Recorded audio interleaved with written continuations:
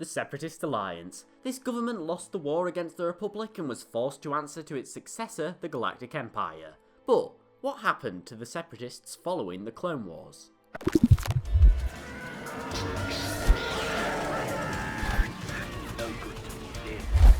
At the end of the war, the Separatists were left leaderless. Grievous and Dooku were dead, Darth Vader had killed the members of the ruling council on Mustafar, as well as shut down the CIS's battle droid armies, which left the Separatist loyalists in a very unfriendly position.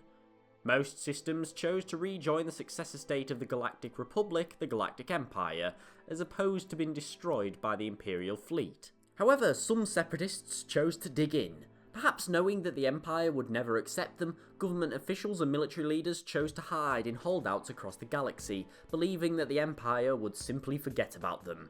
This wasn't the case. For 4 years after the Clone Wars, the Imperial Navy was involved in a cat-and-mouse game with the Separatist holdouts, destroying all remnants of the old government. Although the Clone Wars were over, some people never seemed to get the message. The worst case of denial was Gizor Delso, a Geonosian separatist who'd somehow escaped Lord Vader's efforts to wipe out the remnants of the CIS. Lord Vader tracked him to Mustafar and brought us in to finish the job.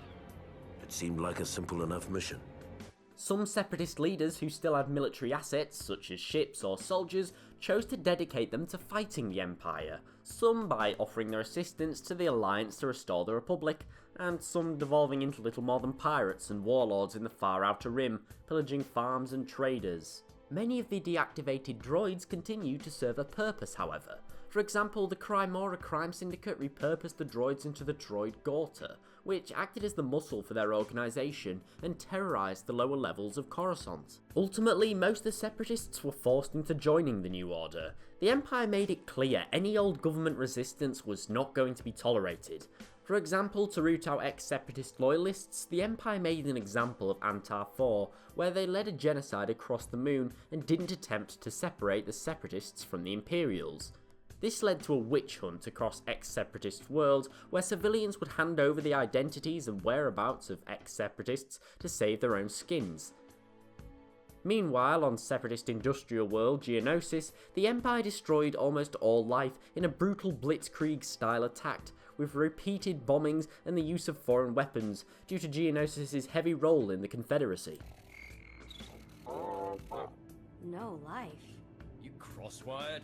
There are billions of bugs on Geonosis. Scan again. They're dead. All of them. I don't like any of this.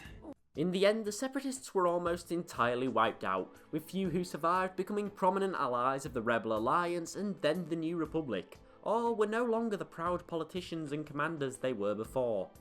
Ultimately, the Empire succeeded in ending this old government.